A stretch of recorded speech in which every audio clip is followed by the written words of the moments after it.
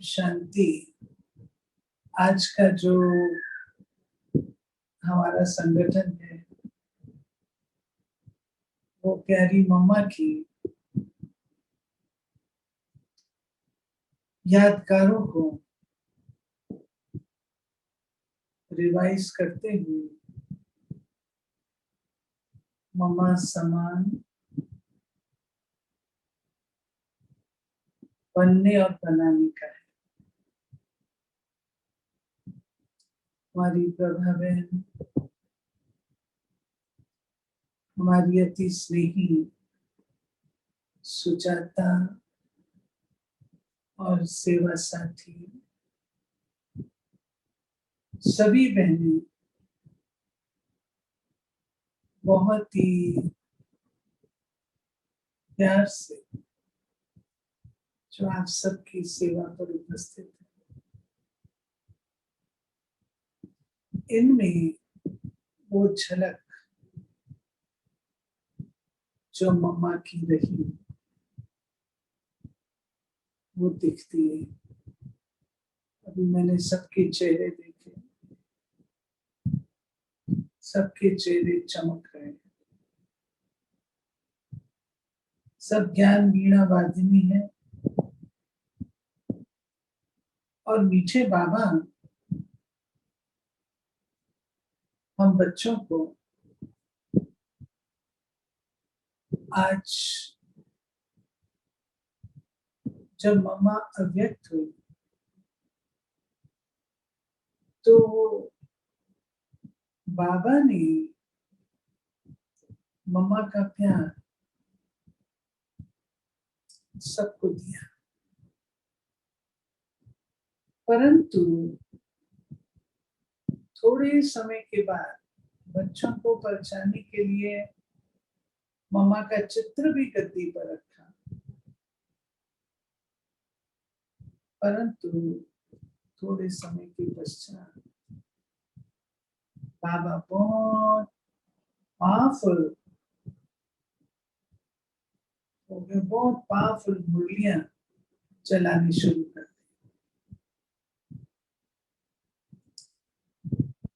उन मुरलियों के माध्यम से बाबा ने बच्चों का ध्यान मम्मा से हटाकर शिव बाबा में लगा।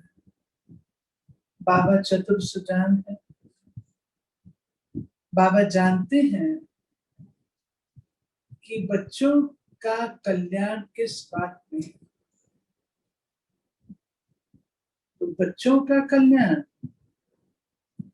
देहधारी की याद में नहीं है, बच्चों का कल्याण शिव बाबा की याद में। इसलिए बाबा ने ये युक्ति रची।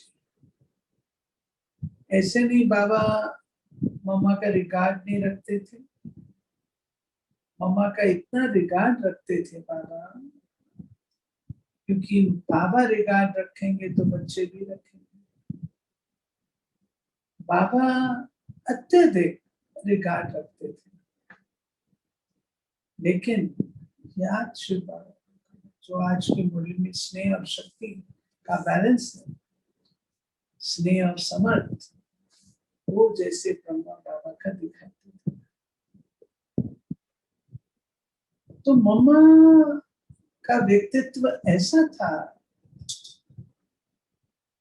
जो मम्मा के जाने के बाद एक बार एक मीटिंग चल रही थी और उस मीटिंग में बाबा ने कहा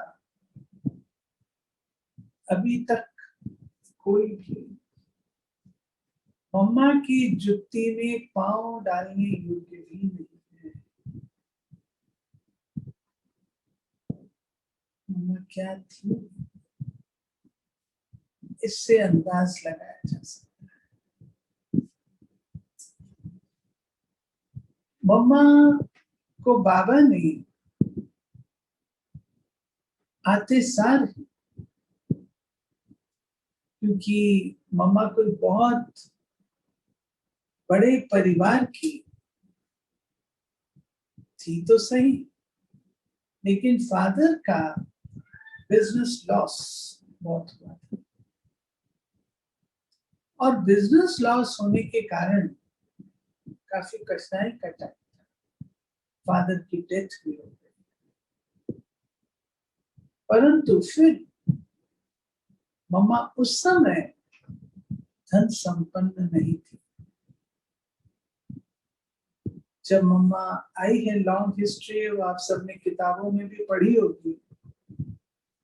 तो जब मम्मा आई है तो बाबा जो कहते हैं कि मम्मा खाली हाथ आई, ये बात राइट। मम्मा आई, और क्योंकि खाली हाथ आई थी तो तुरंत बाबा की बन गई और बन करके रही। कुछ भी मेरापन मम्मा के अंदर नहीं था, मैं पन और मेरापन, वो सब आप हिस्ट्री में जानते हैं।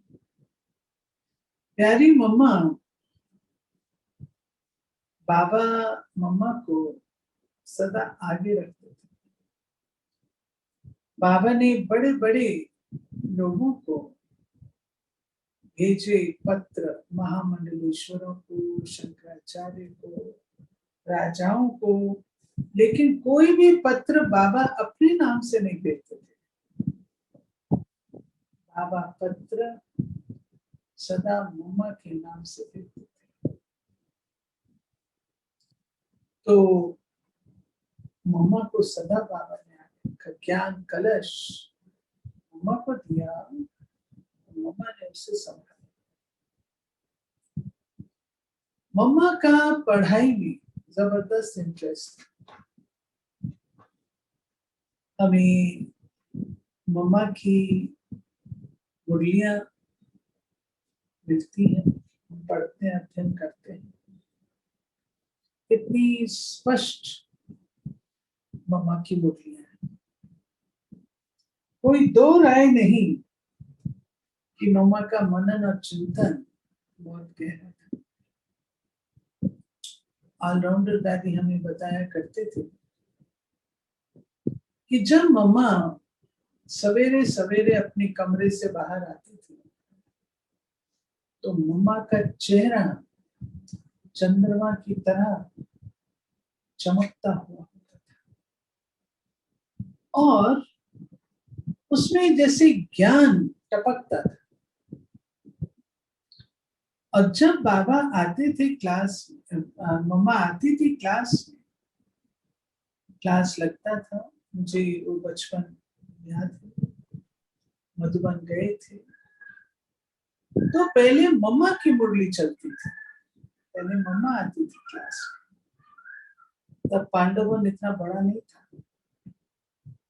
उन दिनों वो सीमेंटेड भी नहीं था। पांडव भवन मिट्टी मिट्टी थी। शाम को पानी डालते थे, मिट्टी बैठ जाए।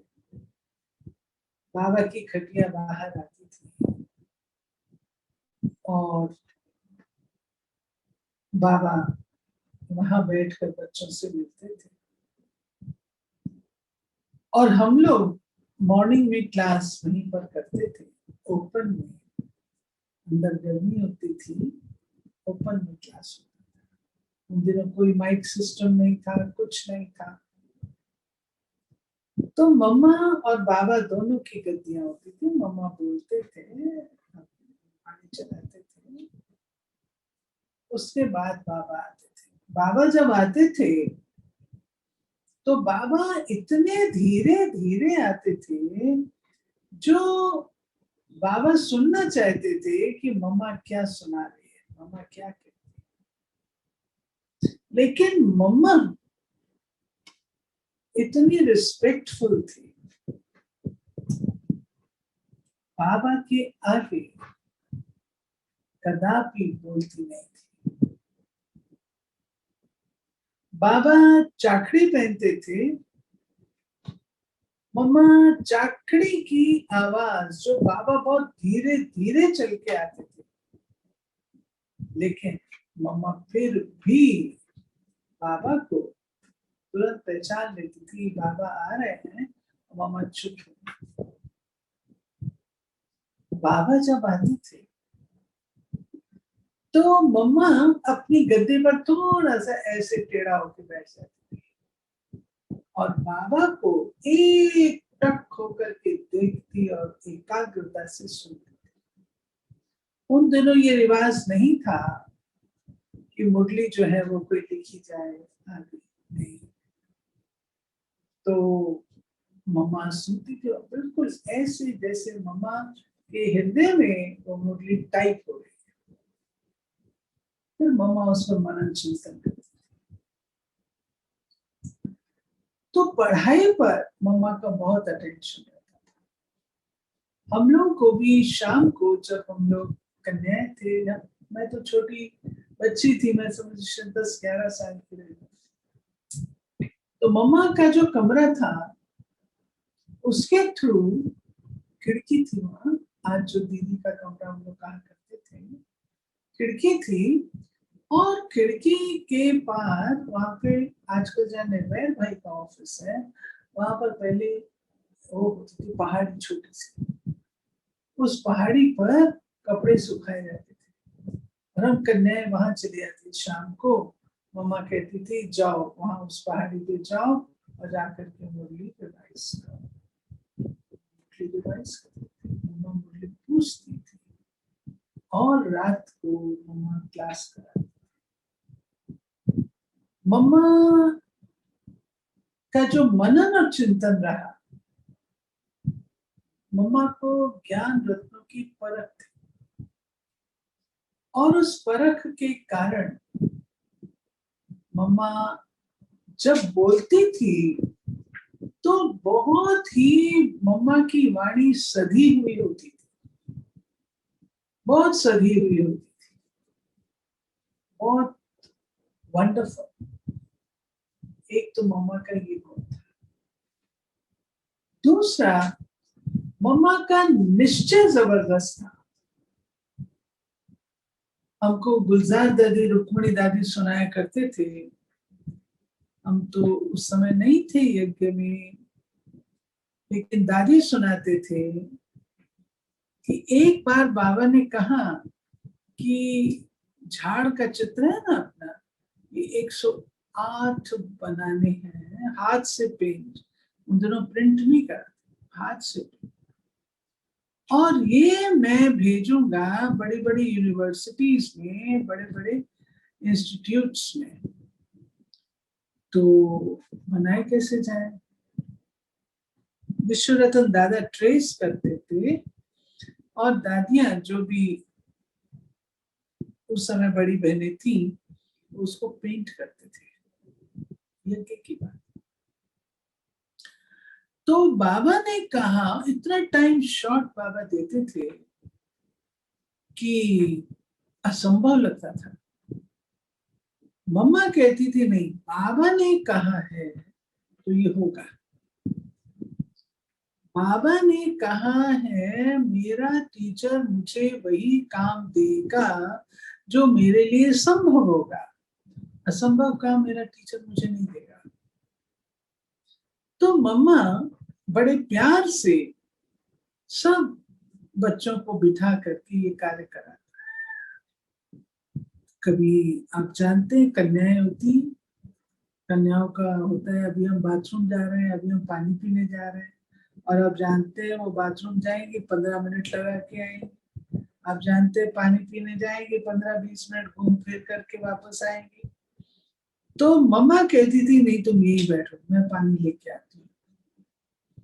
वो टाइम जो बचाती थी, वो मम्मा ने, वो कार्य बाबा ने जो दिया, वो कार्य मम्मा ने एक दिन पहले करके बाबा को दे दिया, बिफोर टाइम। ये मम्मा की विशेषता। मम्मा इतनी गंभीर थी, जैसे रॉयल रॉयल, इतनी गंभीर थी, कभी मम्मा की चाल तेज नहीं होती थी, नेवर। जो चाल मम्मा की है वो चाल है, ये रॉयल्टी से चलती है। अब मैं आपको अपने साथ के अनुभव सुनाती हूँ। जैसा कि आप लोगों ने कहा है, बात 1958 की है, जब हमारे लौकिक पिता ज्ञान में आए, और उससे 1 वर्ष बाद माँ आती है, और मम्मा कानपुर आते हैं। हम लोग को ज्ञान कानपुर से मिला। मम्मा कानपुर में आते हैं, और सिविल लाइन सेंटर था जो बाबा ने खोला था। आप लोग को ये पता हो, बाबा ने गंगे दादी को ये चैलेंज दिया था कि अब तक तो कमला नगर यज्ञ से बना, लेकिन विद्यार्थी सेंटर खोले, ये रीति होनी चाहिए। तो पहला सेंटर था ये। इसमें बहुत अच्छे अच्छे युगल थे, नामी ग्रामी युगल थे, जो बाबा मुरलियों में भी नाम लेते हैं। तो बाबा ने, मम्मा वहां आई थी, तो हमारी लौकिक माँ अच्छा भोजन बनाती थी, एक्टिव थी, ऑलराउंड थी। आयु उनकी छोटी सी थी, 28 इयर्स। तो नशा बहुत था, ज्ञान मिला था, नशा। तो सारा दिन वहीं रहती थी, क्योंकि जब मम्मा बाबा आते थे ना, तो सारे भाई बहन सब तरफ से वहीं आ जाते थे। सारा दिन भी रहते थे, चले भी जाते थे। माना सेवा का बहुत मार्जिन वहां होता था। तो लौकिक माँ सारा दिन वहां रहती थी। एक दिन मम्मा ने पूछा गंगे दादी को, ये निर्मला सारा दिन यहाँ रहती है, इसके बच्चे नहीं है? तो कहा, मम्मा इसके तो 5 बच्चे हैं। कहा, वो बच्चों का क्या करके आती है? बोला, मम्मा उनको ताले में बंद करके आती है। मम्मा ने कहा, ताले में बंद करके आती है? क्योंकि जहाँ हम लोग रहते थे, तो हमारे लौकिक फादर भी मुरली सुनने चले जाते थे। हमारी माता जी की बुआ जी थी, वो भी ज्ञान में चलती थी, वो भी मुरली सुनने सवेरे चली जाती थी। और पीछे नौकर होते थे, तो नौकरों के हाथ में तो बच्चों को नहीं छोड़ेंगे ना। तो सारा घर बंद करके पीछे लॉन होता था बहुत बड़ा, और एक बहुत बड़ी खिड़की थी। उस खिड़की का थल्ला जैसे बना होता ना, 5 बच्चे उसके ऊपर बैठ जाते थे। और माली को बोलती थी कि बच्चों को कहानी सुनाते रहना। हम लोग घर में रहते थे, ताला बंद। तो मम्मा ने कहा, ताले में बंद करके आती है? मैं ऐसे ताले में पलने वाले बच्चों को देखूं तो सही। तो मम्मा ने निमंत्रण दिया दूसरे दिन भोजन पर। मैं आपको क्या बताऊं, मैं सबसे बड़ी थी, और मेरे 4 भाई छोटे थे। और मम्मा ने हम बच्चों को निमंत्रण देकर के अपने साथ भोजन कराया। एक एक गिट्टी मम्मा मुख में हमारे डालती थी। आप सोचिए वो सुख। उस समय तो हम बच्चे थे, उस समय तो उस सुख की अनुभूति नहीं, लेकिन उस सुख का स्वाद मैं अभी लेती हूँ। कितनी भाग्य की बात है, जगदम्बा माँ खुद अपने हाथों से हमें भोजन कराए, अपने साथ बैठ करके कराए। मम्मा ने भी खाया हमारे साथ, हमने भी खिलाया। इतना प्यार दिया। मम्मा ने कहा कि तुम जो अपनी माँ को मदद करती हो, बाबा तुम्हें इसका उजूरा अवश्य। आप सोचिए उस नन्ही सी 10-11 वर्ष की आयु में मम्मा से इतना प्यार पाना और इतनी प्यार भरी वरदानी वाणी लेना भाग्य नहीं तो क्या है। इसी रीति से मधुबन हम जाते थे सेवा में, और सेवा में वहां पर हम बच्चों की ड्यूटी लगती थी। आजकल तो टेबल कुर्सियां, उन दिनों कोई टेबल कुर्सियां नहीं होती थी। उन दिनों तो धरती के ऊपर वो चटाइयां बिछती थी और कांसे की थाली कटोरी होती थी। वो आज यादगार है। मधुबन में पांडव भवन में एक लकड़ी की अलमारी है, उसमें बर्तन होते थे और हम बच्चों की ड्यूटी होती थी वो चक्कर लगाना, उसको चक्कर बोलते थे। पहला चक्कर पूरा हुआ, जैसे आजकल हम लोग कहते हैं ना फर्स्ट ग्रुप पूरा हुआ, दूसरा ग्रुप बैठा है, तो उन दिनों हम बोलते थे चक्कर, पहला चक्कर पूरा हुआ, दूसरा चक्कर। तो वो लगाते थे हम लोग, बर्तन सारे धो के पूंछ के लगाना होता था। बच्चे तो थे और मम्मा सारा वो आती थी सुपरवाइज करते हुए, घूमते हुए आती थी, चक्कर लगाते हुए सुपरवाइज करती थी मम्मा। तो एक दिन क्या हुआ, हम बच्चे थे, हम खेलने चले गए तो हमारी जो इंचार्ज थी वो थी नीमू बहन, बॉम्बे की नीमू बहन, सरला बहन, नीमू बहन, भारती बहन, तीनों बहनें थी ना। तो अभी तो सरला बहन भी नहीं है, हमारी नीमू बहन भी नहीं है। नीमू बहन बॉम्बे कामदेवी की इंचार्ज, तो वो इंचार्ज थे हम बच्चों के ऊपर। तो क्या हुआ, जब खेलने चले गए, बेल बज गई, 12 बज गए और हमने तो चक्कर लगाए ही नहीं, हमने तो थालियां वालियां कुछ नहीं लगाई। जब घंटी बजी तो हम लोग को होश आया, अरे 12 बज, हम लोग दौड़े दौड़े आए तो नीमू बहन वहां उपस्थित थी। मम्मा आई, मम्मा बोली, नीमू आज तुम्हारा डिपार्टमेंट ठंडा है। अब नीमू बहन को तो आप सोच सकते हो, उसको खलबली मची, वो हम लोग की तरफ घूर करके देखे और हम मम्मा के पीछे जा करके, मम्मा भारी थी ना, हम लोग तो छोटे बच्चे थे, मम्मा के पीछे जा करके हम लोग खड़े ताकि हमको घूरे। मम्मा मुस्कुराती रही, मम्मा ने प्यार किया। और ये जो ड्यूटी मैं आपको बताऊं, सच में कितना मधुबन में प्यार से हमने भोजन कराया है। सब तीनों टाइम का भोजन हम लोग को कराना होता था, बड़े प्यार से कराते थे। और हम लोग को रोटी भी बनानी होती थी, सब्जी भी काटनी होती थी, अनाज भी साफ करना होता था। हमने जी भर करके मधुबन में करुणा सेवा की, जी भर करके, तो हमें कोई उसमें कमी महसूस नहीं होती, खूब अच्छी सेवा की। तो मम्मा अटेंशन खिंचाती थी, हमने देखा कि गड़बड़ हमने की। मम्मा नीमू बहन को कह रही है, नीमू बहन हम लोग को घूर रही है, लेकिन मम्मा मुस्कुरा रही है, मम्मा बिल्कुल डिस्टर्ब नहीं, क्या हुआ क्यों लेट किया, नहीं। फिर मैं आपको बताती हूँ कि मम्मा के साथ हम लोग खेलते भी थे।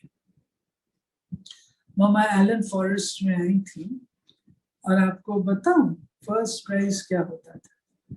फर्स्ट प्राइज होता था मम्मा की गोद और सेकंड प्राइज होता था टोली।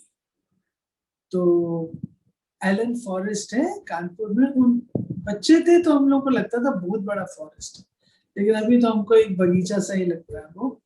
तो वहां पर मम्मा आके ठहरे थे। अगली बार मम्मा बाबा भी, दोनों भी आए थे और मम्मा हम लोग को हारमोनियम बजाती थी। मम्मा हारमोनियम बजाती थी, वो होता ना म्यूजिकल चेयर, वो खिलाती थी।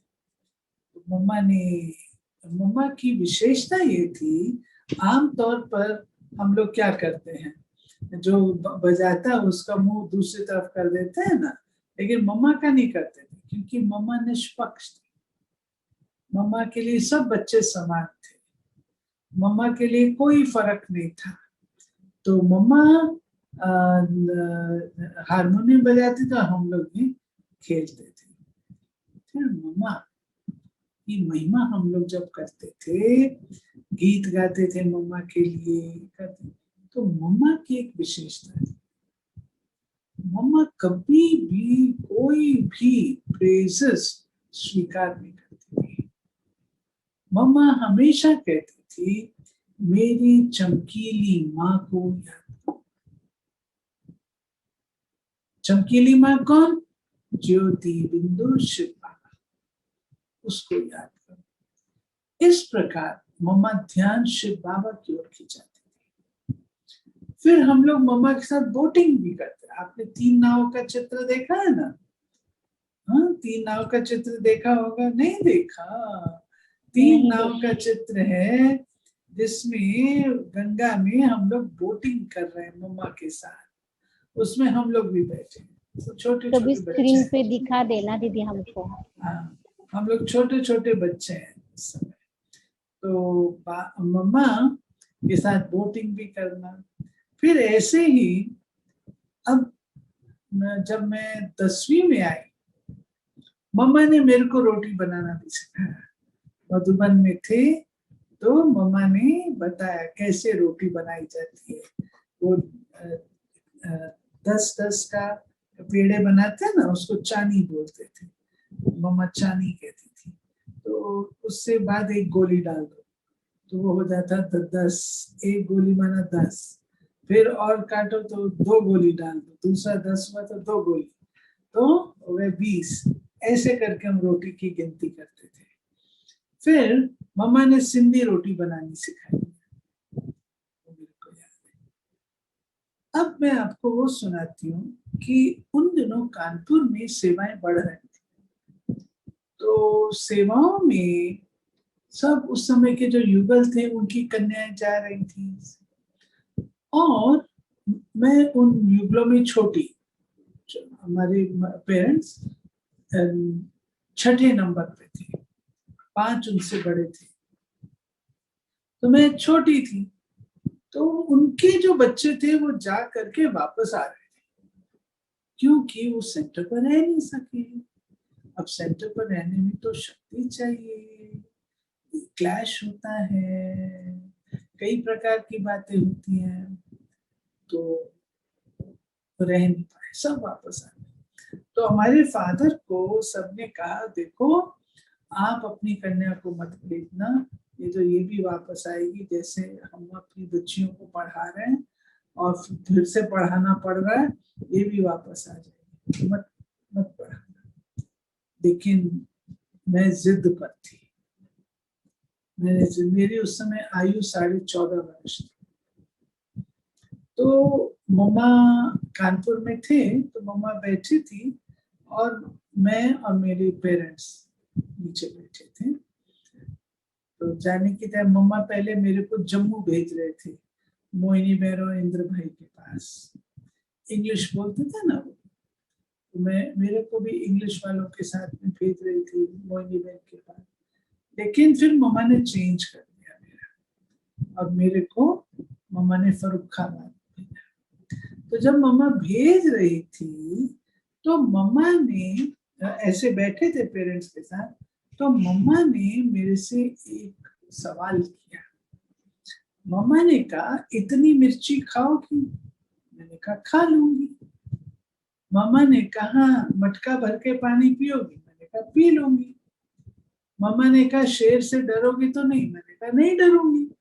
तो मम्मा ने ऐसे किया, हाथ ऐसे किया, मैंने आग झपक ली। तो मम्मा ने कहा तुम तो डर गए।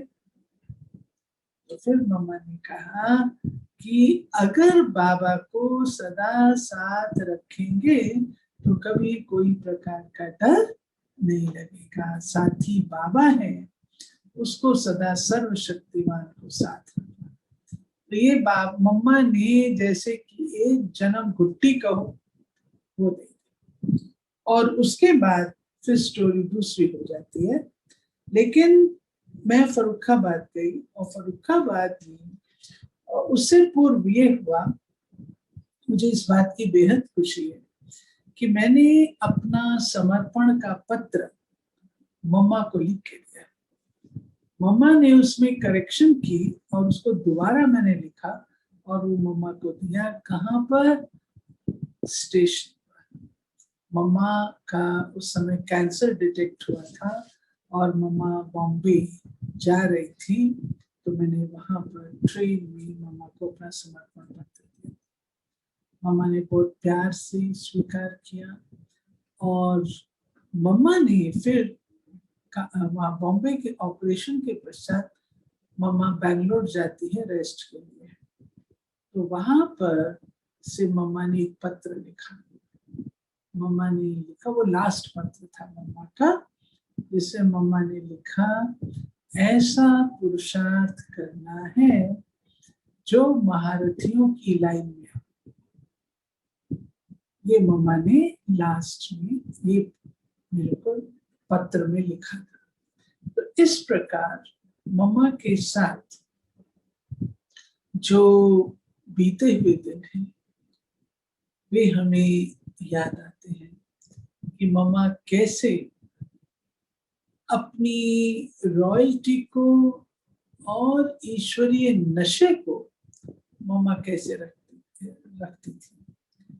कानपुर में मम्मा का सबसे पहला चला पब्लिक लेक्चर। उससे पहले मम्मा क्लास कराते थे, मुरली चलाते थे, लेकिन पब्लिक लेक्चर कभी नहीं किया था। तो कानपुर को मैनचेस्टर ऑफ यूके कहा जाता था और वहां पे बहुत सारी इंडस्ट्रीज थी कॉटन की। हुआ ये, बड़े बड़े सेठ थे,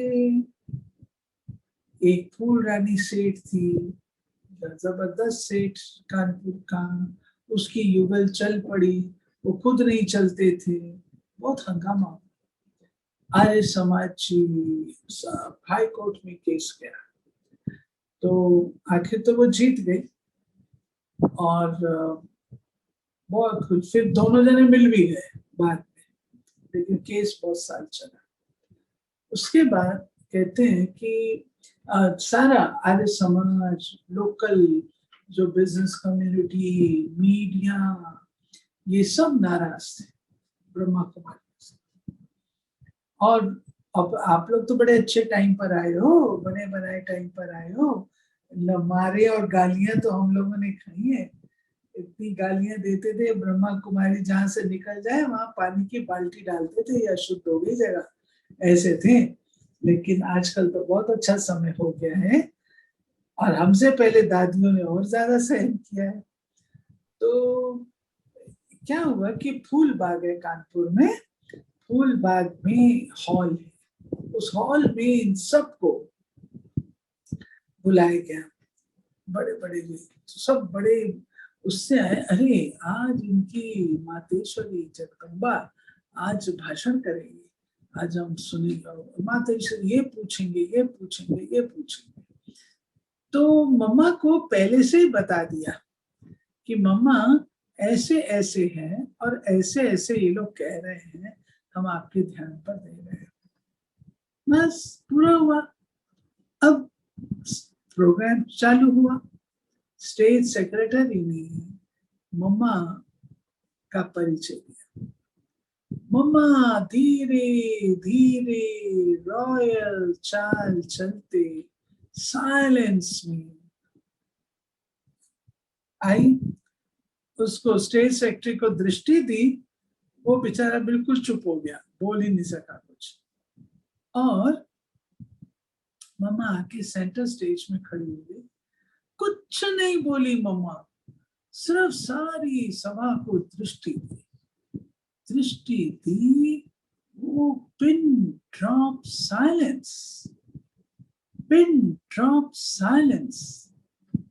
सुई गिराओ तो आवाज आए, ऐसी साइलेंस हो गई।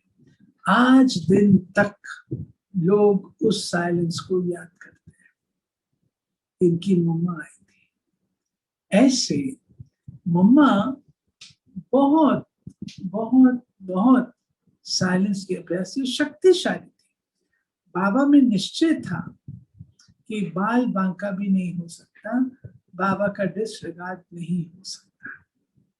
अमृतसर में हमारी शुक्ला दीदी है ना, इनकी मदर बहुत एंटी थी। सारे अमृतसर में मम्मा जब आई है तो इकट्ठी हो गई पब्लिक, कहा हम इनकी मम्मा से मिलेंगे। तो जगदीश भाई भी वहां गए थे। जगदीश भाई ने कहा ऐसे तो सारे इतनी क्राउड को तो हम अंदर अलाउ नहीं कर सकते, आप फैसला कर लो किसको आना है, 4-5 को, 4-5 जने आ जाओ और आकर के मम्मा से बात करनी कर लो। तो वो जो थे 4-5 जैसे धमधम करके आए और मम्मा ऊपर दूसरी मंजिल पर बैठी हुई थी, एकदम शांति योग में बैठी हुई थी। वो बेचारे दरवाजे की दहलीज पर ही खड़े हो गए, कमरे की दहलीज पर, आगे बढ़ ही नहीं सके, इतना मम्मा का रुहाब था। देखते रहे और ऐसे नमस्कार करके बस चले गए। नीचे आए तो कहते हैं इनकी मम्मा तो बड़ी अच्छी है, ये खराब है तो ये बहनें ही खराब है, मम्मा अच्छी है ये बहनें खराब है। ऐसे करके उन्होंने, मम्मा ने जो है हमेशा ऐसे जीता। फिर मम्मा की जो एक बात, आपने हलवे वाली कहानी तो सुनी होगी, मम्मा बहुत अच्छी एडमिनिस्ट्रेटर भी थी। एक वाक्य आपको सुनाती हूँ, वो ये है, मोइनी बहन जो थी ना, वो मम्मा की संदेशी थी। कौन सी मोइनी? न्यूयॉर्क वाली नहीं, दूसरी मोइनी बहन होते थे, वो संदेशी थी। तो एक बार क्या हुआ, मम्मा को कुछ पूछना था बाबा से, तो मोहिनी बहन को कहा मम्मा ने, कहती है कि मम्मा कल पूछूंगी। मम्मा तो कुछ नहीं बोली, परंतु जब वो नेक्स्ट डे, ये मैं आपको बता रही हूँ मम्मा का डिसरिगार्ड, जब वो जाती है तो बाबा ने धर्मराज का रूप मोहिनी बहन को दिखाया। धर्मराज का रूप सिर्फ आंखों से कुछ नहीं, बाबा ने ऐसी दृष्टि दी उसको जो मोहिनी बहन कहती है मेरे नील पड़ गए बदन पे, बदन पर नील पड़ गए। बाबा ने कहा कुछ नहीं। बाबा क्यों? मम्मा की संदेशी ऑफिशियल काम पर मम्मा को कुछ पूछना है, करना है, शिव बाबा से तो कैसे पूछेगी? मोहिनी बहन ने उसके बाद कहती मैंने कभी भी ना नहीं की। दूसरी एक कहानी, उन दिनों मुरली लिखी जाती थी और मुरली जो लिखते थे ना, स्टेंसिल पेपर से लिखते थे। स्टेंसिल पेपर वो कटता था और फिर जो उसे लिथो होती थी और वो भेजी जाती थी। तो मोहिनी बहन मुरली लिखती, उसकी लिखाई अच्छी थी तो वो रोज मुरली लिखती थी। तो मम्मा की माँ थी रोचा, उसकी ड्यूटी थी खाना खिलाने पे। तो आप सोचो 250-300 को खाना खिलाना, कितने बड़े बड़े तपेले होते होंगे, और वहां पर सब यज्ञवत ठीक टाइम पर पहुंच जाते हैं भोजन के लिए, और ये लेट आती है। एक दिन मम्मा, मैंने बताया ना मम्मा सुपरविजन भी करती थी, तो मम्मा घूमते घूमते आई, ये क्या बात है रोचा, मम्मा की माँ, रोचा तुम अभी तक बैठी हो? तो रोचा ने कहा मम्मा अभी तक मोहिनी नहीं आई है। मोहिनी नहीं आई है, बुलाओ मोहिनी। आई मोहिनी में, मोहिनी तेरे कारण से रोचा अभी तक बैठी है, कितना उसको इंतजार करनी पड़ रही है। कल से तुम ठीक टाइम पर, हाँ मम्मा ठीक टाइम पर। दूसरा दिन फिर हुआ, और वो जो थी मोहिनी बहन फिर लेट। मम्मा आई, मम्मा ने देखा रोचा बैठी है। मम्मा क्या बात है रोचा, मोहिनी नहीं आई। ठीक है, मोहिनी नहीं आई तो मम्मा ने कहा बुलाओ मोहिनी को। बुलाया गया। मम्मा मम्मा आज थोड़ा सा रह गया था तो मैंने सोचा पूरा कर लो, तो मैं, मम्मा ने कहा नहीं, अब तुमको कल से 15 दिन खाना खिलाना है, छुट्टी। कल से तुमको 15 दिन खाना खिलाना है, ठीक है।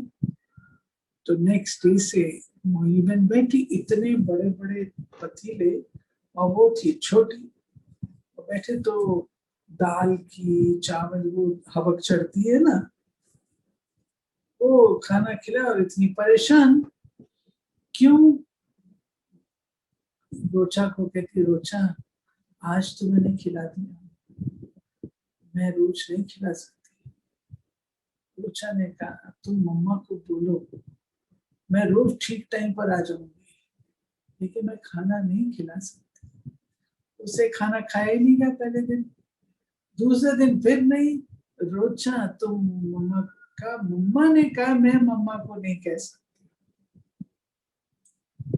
आखिर मम्मा ने उसको सबक सिखाया, 3 दिन के बाद छुट्टी दी और उसने मोहिनी बहन ठीक टाइम पे आना शुरू किया। तो मम्मा केपेबल एडमिनिस्ट्रेटर भी थी, स्नेह और शक्ति दोनों का बैलेंस समान।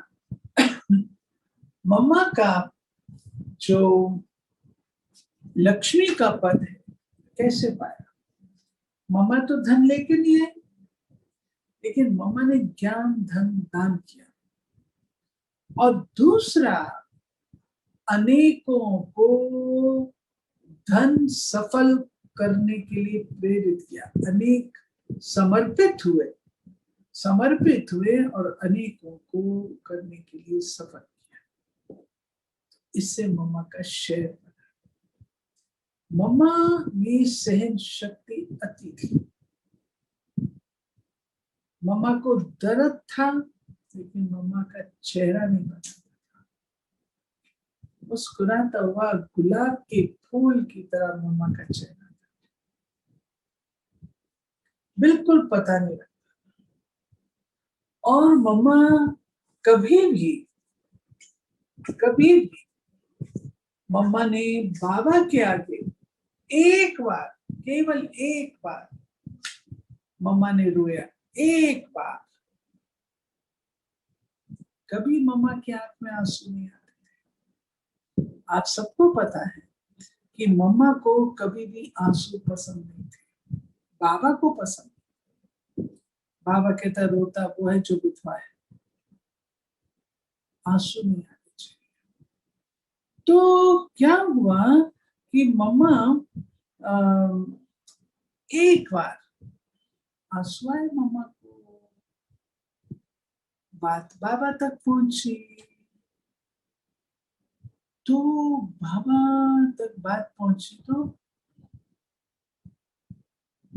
बाबा ने कहा मम्मा ने रोया, मम्मा ने रोया। आमतौर पर कोई भी होता है तो कहता है कि अच्छा फिर बाबा ने क्या कहा।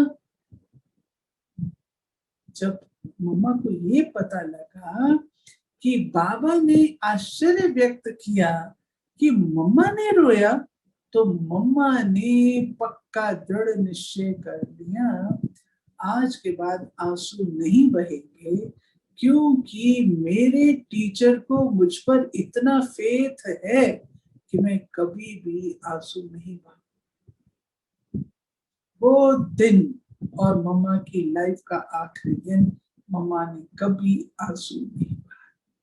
मम्मा कहती थी तीव्र पुरुषार्थ माना, बाबा ने कहा और हमने किया।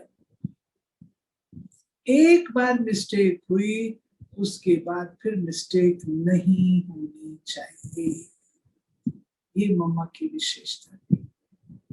इसी रीति से मम्मा अन्य बातों में जो विशेष थी, बाबा का कहना और हमारा करना। मम्मा हमेशा हम लोग को सिखाती थी कि टीचर जैसी होगी वैसे उसके स्टूडेंट होंगे। टीचर पर मदार है। एक बार एक ऑफिसर था, वो कोई अच्छे पढ़े लिखे को ले आया, तो जो बहन समझा रही थी उसको ना इंग्लिश पूरी आती थी ना संस्कृत आती थी। तो ऑफिसर ने सुना, मम्मा को कहा, मम्मा बहनों को ना थोड़ी सी इंग्लिश थोड़ी संस्कृत आनी चाहिए। मम्मा ने कहा अच्छा क्यों? मम्मा ठीक इंग्लिश नहीं बोलती हैं, संस्कृत पूरी नहीं बोलती हैं, तो अच्छा नहीं लगता है। ठीक। मम्मा ने कहा ये बताओ, जो उस बहन का त्याग है वो तुम्हारा त्याग है? नहीं मम्मा, मेरा कहाँ है, मैं तो इतना त्याग नहीं कर सकता। मम्मा ने कहा चुप करके उसके त्याग को देखो, ये मत देखो। उसका त्याग बोलता है, उसका त्याग सेवा करता है। ऐसे मम्मा शिक्षा देती और हम सबको कहती थी वो होते हैं हॉलीवुड के एक्टर, आप सब हो हॉलीवुड के एक्टर। जैसे हॉलीवुड के एक्टर होते हैं ना, एक एक अंग उनका इंश्योर्ड होता है, आप हॉलीवुड के एक्टर्स हो। आपका भी एक एक शब्द, एक एक बोल, एक एक संकल्प इंश्योर्ड। फिर मम्मा कहती थी तुमको ये बुद्धि में रखना है, हर समय हमारा फोटो निकल रहा है, हमारा फोटो खींचा जा रहा है। तुम तो दो आंख से देखती हो, तुमको देखने वाली 1000 आंखें। ऐसे मम्मा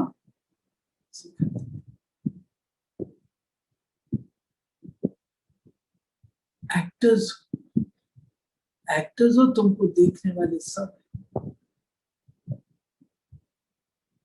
सदा समझो हम पेपर हॉल में बैठे हैं।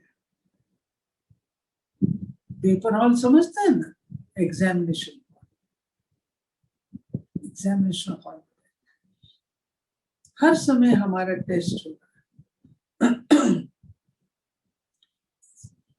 तो मम्मा को हमने कभी भी लूज नहीं देखा, मम्मा को कभी बहुत जोर से हंसते नहीं देखा, मम्मा को ऑर्डिनरी वे में नहीं देखा। मम्मा को सदा हमने ऑफिशियल माँ जगदम्बा सरस्वती के रूप से। कभी हम लोग ऐसे बैठ के आपस में बात करें नहीं। मम्मा कहती थी अगर उसने कोई बात कही, पर चिंतन की, उसने पर चिंतन किया ना, वो अपनी गलत बात को छोड़ना चाहता है और तुम उसकी गलत बात उठा के अपने पास रख रहे हो, अच्छी बात थोड़ी। कोई आप अपना कचरा, मम्मा कहती थी जैसे कोई अपने घर से कचरा निकाल के बाहर फेंके, आप उठा के अपने घर के, मानो आपके घर के साथ में रख करके कोई चला जाए, क्या आप उस कचरे को उठा के अंदर रखोगे?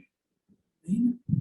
ऐसा समझो, कोई अगर कुछ कहता जो उपयुक्त नहीं है तो क्या अंदर थोड़ी धारण करना होता है। ये थी। और मम्मा को जैसे कोई गलत काम करता है उसको देखते थे ना, तो मम्मा कहती थी अच्छा देखो, जैसे कोई गंदा नाला होता है तो खड़े होके देखते हो क्या, यहाँ इसमें क्या आ रहा है, कोका कोला का ड्रम आ रहा है, ये आ रहा है, देखते हो खड़े होके, भागते हो वहां से, गंदे नाले के पास से भागते हो। दूसरों की बुराई क्यों देखते हो, क्यों देखते हो? अपनी पढ़ाई, अपनी पढ़ाई, अपन, ठीक है। ये थी कुछ बातें हमारी मम्मा की, और मम्मा ने जो किया, अभी तो कोई भी मम्मा जैसा बना नहीं। मम्मा,